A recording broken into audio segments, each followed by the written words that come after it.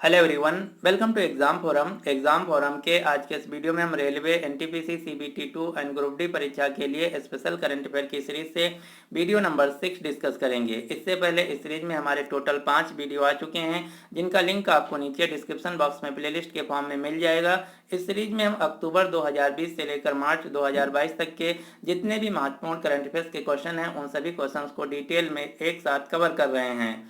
इस वीडियो की जो पीडीएफ फाइल है, आप हमारे टेलीग्राम चैनल से डाउनलोड कर सकते हैं, जिसका लिंक आपको नीचे डिस्क्रिप्शन बॉक्स में मिल जाएगा, या आप डायरेक्ट टेलीग्राम पर जाकर एग्जाम फोरम पीडीएफ के नाम से सर्च कर सकते हैं। तो चलिए शुरू करते हैं अब आज का वीडियो। आज का पहला क्वेश्चन है, द खालिस्तान कॉन्स्पिरेसी नामक पुस्तक किसके द्वारा लिखी गई है? तो इस क्वेश्चन का राइट आंसर है ए, जीवीएस सिद्धू के द्वारा। जीवीएस सिद्धू जो कि भारत के पूर्व रॉ ऑफिसर हैं, इन्हीं के द्वारा द खालिस्तान कॉन्स्पिरेसी नामक पुस्तक लिखी गई है। अगला क्वेश्चन है, प्रधानमंत्री नरेंद्र मोदी ने किस व्यक्ति के जीवन पर आधारित आत्मकथा देह बिचवा करनी जारी की है? तो इस क्वेश्चन का राइट आंसर है बी, बाला साहब विखे पाटिल के नाम पर आधारित देह बिचवा करनी नामक पुस्तक जारी की है। बाला साहब विखे पाटिल जो कि भारत के पूर्व केंद्रीय मंत्री हैं। देह बिचवा करनी जो कि मराठी भाषा का एक शब्द है, जिसका हिंदी में अर्थ होता है अपना जीवन किसी नेक काम के लिए समर्पित कर देना। डॉक्टर बाला साहब विखे पाटिल, जिनका वर्ष 2016 में 84 साल की उम्र में निधन हो गया है।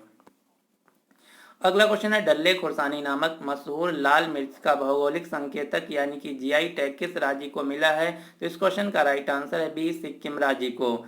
आप ये जो फोटो में देख पा रहे हैं, ये है डल्ले खुर्सानी नामक मशहूर लाल मिर्च, जिसको सिक्किम राज्य का जीआई टैग दिया गया है। सिक्किम राज्य की राजधानी है गंगटोक। राज्यपाल हैं गंगा प्रसाद, मुख्यमंत्री हैं प्रेम सिंह तमांग। जनगणना 2011 के अनुसार सिक्किम राज्य की आबादी है 6,19,000, जो कि भारत का सबसे छोटा राज्य है जनसंख्या के हिसाब से। सिक्किम राज्य में आपको कंचनजंगा राष्ट्रीय उद्यान मिलेगा। कंचनजंगा नेशनल पार्क के साथ साथ बायोस्फीयर रिजर्व भी है। कंचनजंगा राष्ट्रीय उद्यान को यूनेस्को वर्ल्ड हेरिटेज साइट में भी शामिल किया जा चुका है। कंचनजंगा राष्ट्रीय उद्यान भारत का एकमात्र मिश्रित यानी कि मिक्स्ड हेरिटेज साइट है। कंचनजंगा के नाम से पर्वत चोटी भी है। कंचनजंगा जो पर्वत चोटी है, ये विश्व की तीसरी सबसे ऊंची पर्वत चोटी है, जो कि भारत के सिक्किम तथा नेपाल सीमा पर स्थित है, जिसकी ऊंचाई है 8,586 मीटर। ये तो हो गई दुनिया की तीसरी सबसे ऊंची चोटी। अब आपको पहली और दूसरी भी याद रखना है। दुनिया की सबसे ऊंची चोटी है माउंट एवरेस्ट, जो कि नेपाल देश में स्थित है, जिसे नेपाल में सागरमाथा के नाम से भी जाना जाता है, जिसकी ऊंचाई है 8,848 मीटर। दुनिया की दूसरी सबसे ऊंची चोटी है K2, जिसे हम गार्डविन ऑस्टिन के नाम से जानते हैं, जो कि कराकोरम रेंज में स्थित है, जिसकी ऊंचाई है 8,611 मीटर। दुनिया की तीसरी सबसे ऊंची चोटी है जो कि कंचनजंगा है। यह भारत के सिक्किम तथा नेपाल सीमा पर स्थित है, जिसकी ऊंचाई है 8,586 मीटर।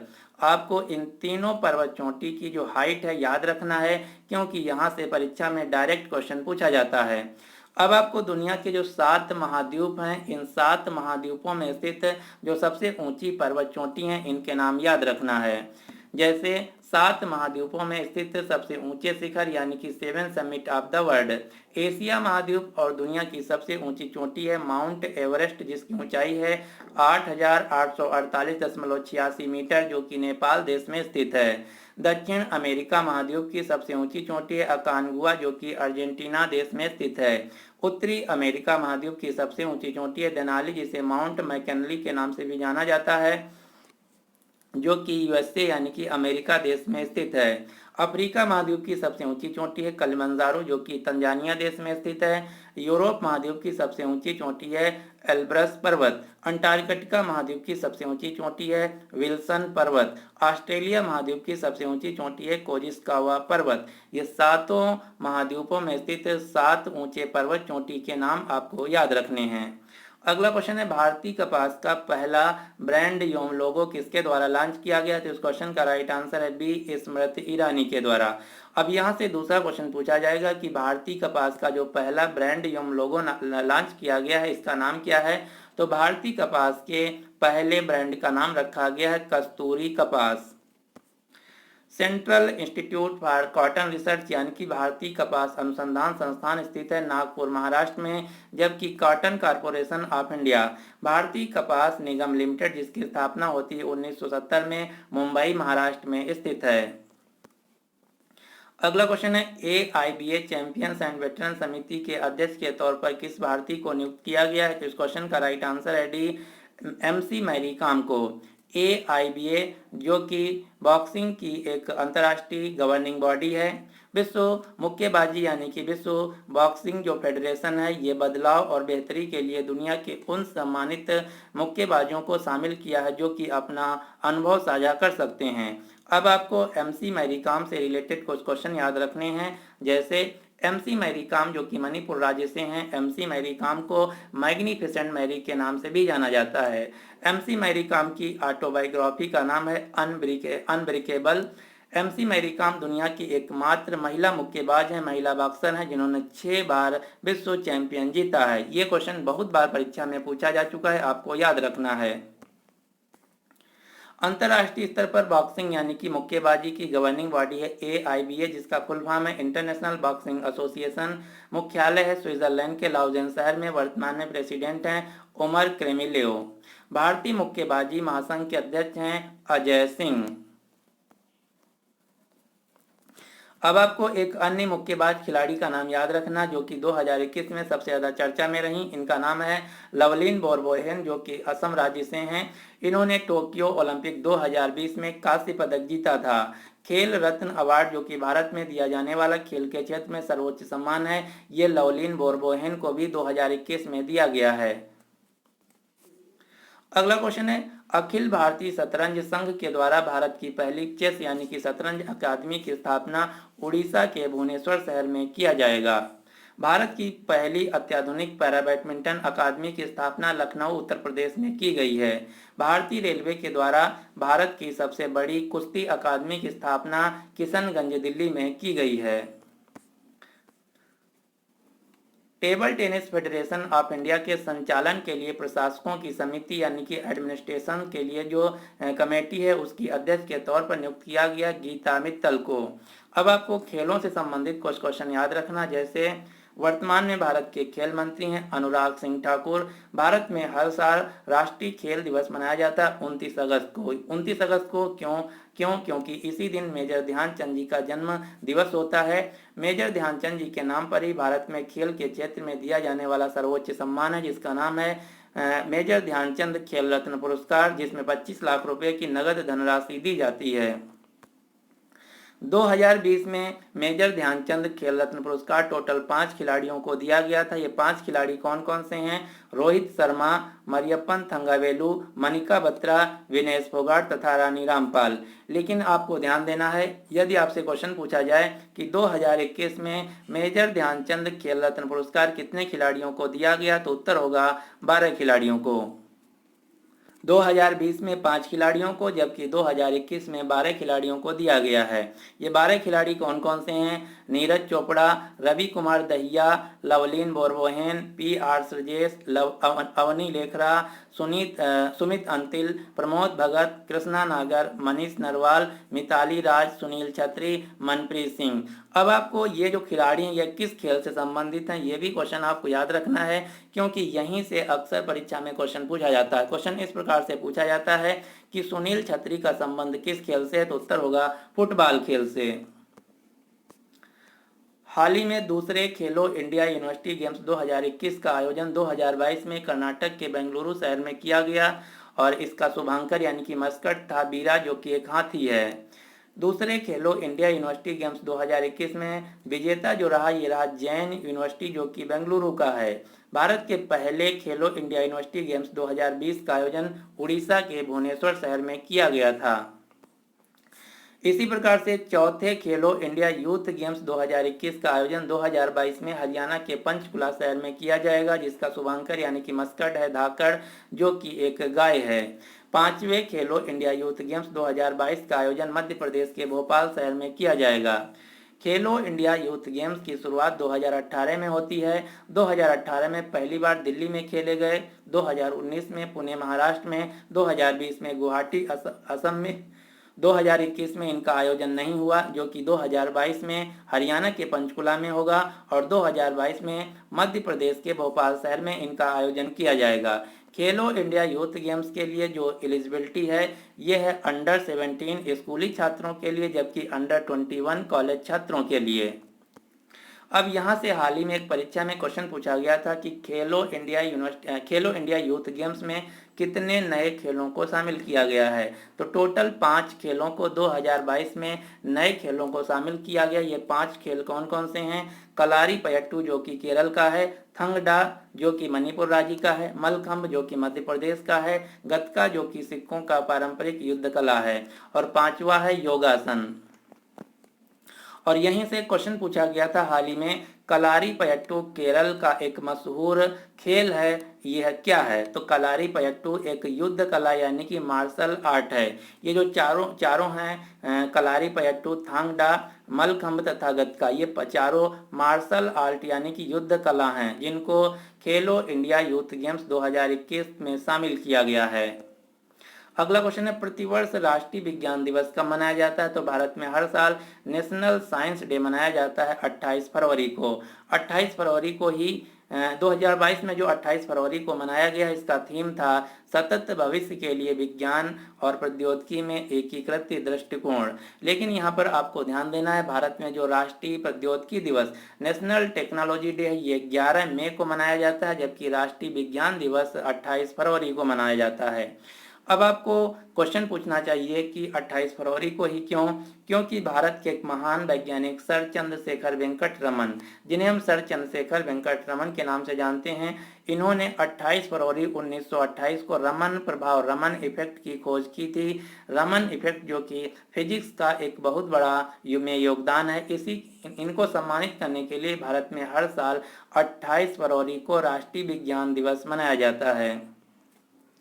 सर चंद्रशेखर वेंकट रमन को इस खोज के लिए भारत का जो सर्वोच्च सम्मान है भारत रत्न पुरस्कार भी दिया गया था।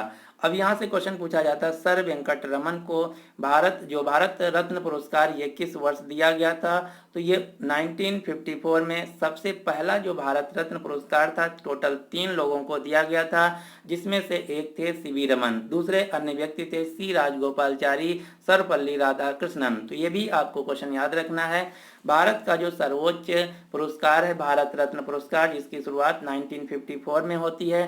पहली बार 1954 में टोटल 3 लोगों को दिया गया, जिनमें से 3 लोग व्यक्ति थे सी राजगोपालचारी, सर्वपल्ली राधाकृष्णन तथा सीवी रमन। सीवी रमन को इनकी खोज के लिए 1930 में नोबेल पुरस्कार भी दिया गया था। अब कई बार परीक्षा में पूछ लिया जाता है कि निम्न में से किस भारतीय को नोबेल पुरस्कार मिल चुका है? तो अभी तक केवल 5 भारतीय हैं जिनको नोबेल पुरस्कार मिला है। ये 5 भारतीय कौन कौन से हैं? रविंद्रनाथ टैगोर, जिनको साहित्य के क्षेत्र में 1913 में मिला था। रविंद्रनाथ टैगोर भारत के पहले व्यक्ति हैं जिनको नोबेल पुरस्कार मिला है। सीवी रमन को 1930 में भौतिकी के क्षेत्र में, मदर टेरेसा को 1979 में, शांति के क्षेत्र में अमर्त्य सेन को 1998 में, अर्थशास्त्र के क्षेत्र में कैलाश सत्यार्थी को 2014 में शांति के क्षेत्र में नोबेल पुरस्कार मिला है। तो ये हैं 5 भारतीय जिनको अभी तक नोबेल पुरस्कार मिला है। इसके अलावा कुछ अन्य 4 भारतीय हैं जिनका जन्म तो भारत में हुआ था, लेकिन जिस समय इनको नोबेल पुरस्कार मिला उस समय इनके पास नागरिकता भारत की नहीं थी, किसी अन्य देश की थी।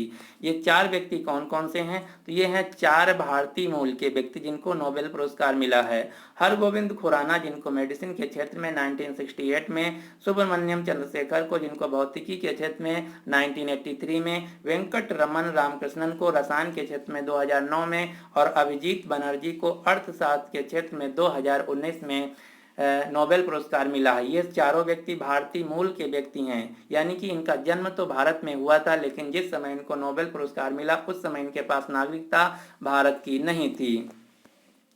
इसके अलावा एक अन्य नाम आपके परीक्षा में पूछा जाता है, जो कि जिनका ना तो जन्म भारत में हुआ था, ना तो इनके पास नागरिकता भारत की, ये भारतीय मूल के व्यक्ति हैं। इनके दादाजी जो थे ये भारत के थे, इसीलिए परीक्षा में क्वेश्चन पूछा जाता है। इनका नाम है वीएस नायपॉल। वीएस नायपॉल, जिनको 2001 में साहित्य के क्षेत्र में नोबेल पुरस्कार मिला था। ये इनका जन्म त्रिनैद और टबैको देश में हुआ था। अब वीएस नायपाल की जो पुस्तकें हैं इनका नाम कई बार परीक्षा में पूछा जा चुका है, तो आपको वीएस नायपाल की जो पुस्तकें हैं इनका नाम याद रखना है। इनके द्वारा लिखी गई पुस्तकें हैं a house for mister Vishwas, in a free state, a wind in the river, a enigma of arrival. इसी को मैंने इंग्लिश में भी लिख रखा है, a house for mister Vishwas, in a free state, a wind in the river, the enigma of arrival. ये सभी जो पुस्तकें हैं वीएस नायपॉल के द्वारा लिखी गई हैं। ये सभी पुस्तकें बहुत ही महत्वपूर्ण हैं, आपको याद रखना है। अगला क्वेश्चन है, एशियाई स्क्वैश महासंघ के नए उपाध्यक्ष के रूप में किसे चुना गया? तो इस क्वेश्चन का राइट आंसर है भारत के साइरस पोंचा को। एशियाई स्क्वैश फेडरेशन का मुख्यालय मलेशिया के कोलालमपुर में, जहां पर बैडमिंटन वर्ल्ड फेडरेशन का भी मुख्यालय है। हाल ही में एशियाई क्रिकेट परिषद के अध्यक्ष के रूप में नियुक्त किया गया है जयशाह को, जबकि एशियाई विकास बैंक के उपाध्यक्ष के रूप में नियुक्त किया गया है अशोक लवासा को।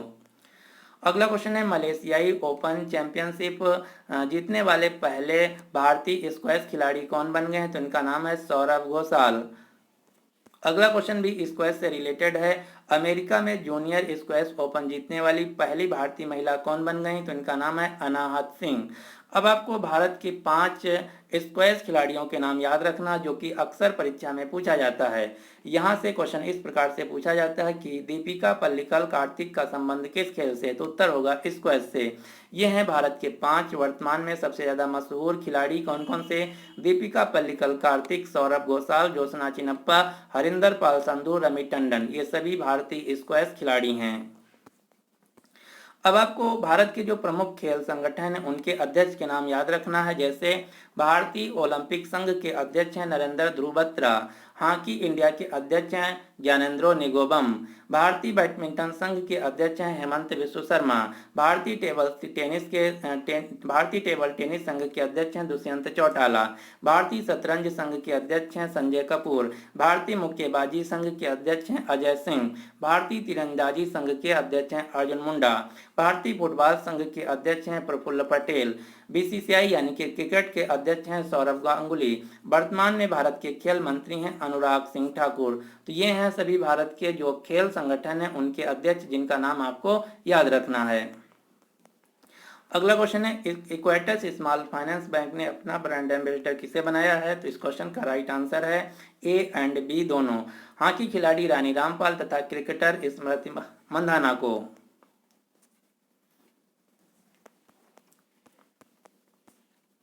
अगला क्वेश्चन है, कृषि कचरे से जैव ईंटों से बनी भारत की पहली इमारत का उद्घाटन किस आईआईटी के द्वारा किया गया? तो इस क्वेश्चन का राइट आंसर है ए आईआईटी मद्रास के द्वारा। इसके लिए आईआईटी मद्रास के द्वारा एक प्रोजेक्ट शुरू किया गया जिसका नाम है bold unique idea development lead development, जिसका नाम है बोल्ड प्रोजेक्ट। तो आपको याद रखना है बिल्ड प्रोजेक्ट के तहत कृषि कचरे से जैव ईंटों से बनी भारत की पहली इमारत आईआईटी मद्रास के द्वारा बनाई गई है। ये तो हो गया प्रोजेक्ट बिल्ड, लेकिन इसी से रिलेटेड अगला क्वेश्चन है प्रोजेक्ट बोल्ड। प्रोजेक्ट बोल्ड जिसका फुल फॉर्म है bamboo oasis on land in drought. जो प्रोजेक्ट बोल्ड है ये केबीआईसी यानी कि खादी और ग्रामोद्योग आयोग, Khadi and village industries commission के द्वारा लॉन्च किया गया, जिसके तहत राजस्थान राज्य के उदयपुर जिले के निचला मंडवा गांव में 5000 बांस के नई प्रजाति के पौधे लगाए गए हैं। तो ये है प्रोजेक्ट बोल्ड। अगला क्वेश्चन है, किस अभिनेत्री के द्वारा एक पुस्तक लिखी गई जिसका नाम है बैक टू द रूट्स? तो बैक टू द रूट्स जो पुस्तक है ये तमन्ना भाटिया के द्वारा लिखी गई है।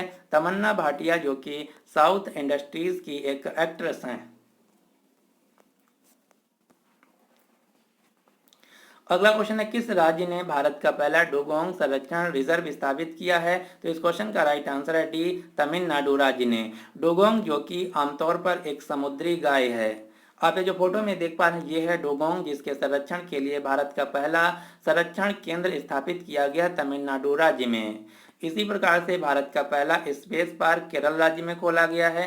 भारत का पहला डिजिटल गार्डन केरल राज्य में। भारत का पहला हाथी पुनर्वास केंद्र केरल राज्य में। भारत का पहला टायर पार्क पश्चिम बंगाल कोलकाता में। भारत का पहला डॉल्फिन संरक्षण केंद्र पटना बिहार में। भारत का पहला मिसाइल पार्क विशाखापट्टनम आंध्र प्रदेश में, भारत का पहला multi modal logistic park Jogighopa Assam में, भारत का पहला ट्रांसजेंडर विश्वविद्यालय उत्तर प्रदेश के कुशीनगर जिले में, भारत का पहला गिद्ध संरक्षण केंद्र उत्तर प्रदेश के महाराजगंज जिले में, भारत की पहली शहद प्रयोगशाला गुजरात के आनंद में, भारत का पहला लाइकेन यानी कि कवक पार्क उत्तराखंड के मुनस्यारी क्षेत्र में स्थापित किया गया है। तो इसका भी आपको स्क्रीनशॉट लेके तैयार करना, यहाँ से निश्चित ही आपके परीक्षा में एक क्वेश्चन पूछा जाएगा। अगला क्वेश्चन है, हर साल अंतर्राष्ट्रीय साक्षरता दिवस इंटरनेशनल लिटरेसी डे कब मनाया जाता है? तो इस क्वेश्चन का राइट आंसर है ए 8 सितंबर को। और इसी से रिलेटेड अगला क्वेश्चन है, अंतर्राष्ट्रीय मातृभाषा दिवस हर साल 21 फरवरी को मनाया जाता है। अगला क्वेश्चन है, भारतीय निर्यात आयात बैंक जिसे हम एग्जिम बैंक के रूप में जानते हैं, एग्जिम बैंक का नया एमडी किसे नियुक्त किया गया? तो इस क्वेश्चन का राइट आंसर है बी हर्ष भूपेंद्र बंगारी को। भारतीय निर्यात आयात बैंक की स्थापना 1 जनवरी 1982 को होती है, जिसका मुख्यालय है मुंबई महाराष्ट्र में। अगला क्वेश्चन है, इंटरनेशनल रोड फेडरेशन का अध्यक्ष किसे नियुक्त किया गया? तो इस क्वेश्चन का राइट आंसर है डी भारत के सतीश पारेख को इंटरनेशनल रोड फेडरेशन का अध्यक्ष नियुक्त किया गया, जिसका मुख्यालय है स्विट्जरलैंड के जिनेवा शहर में। इसी प्रकार से अंतर्राष्ट्रीय रबर स्टडी ग्रुप का अध्यक्ष नियुक्त किया गया है भारत के एन राघवन को। वर्ल्ड स्टील एसोसिएशन का अध्यक्ष नियुक्त किया गया है भारत के सज्जन जिंदल को। अब आपको भारत के टेबल टेनिस खिलाड़ियों के नाम याद रखने हैं। तो भारत के टेबल टेनिस खिलाड़ियों के नाम इस प्रकार से हैं, मनिका बत्रा, अंकिता दास, अंचत शरद कमल, मोहम्मद दास, मानव ठक्कर, पलोमी घटक, जी सत्यान। ये सभी भारत के वर्तमान में फेमस टेबल टेनिस खिलाड़ी हैं। वर्तमान में भारत के table tennis federation of India यानी कि टेबल टेनिस संघ के अध्यक्ष हैं दुष्यंत चौटाला, जो कि हरियाणा राज्य के उप मुख्यमंत्री भी हैं। तो ये था आज का हमारा कंप्लीट करंट अफेयर्स का वीडियो। अब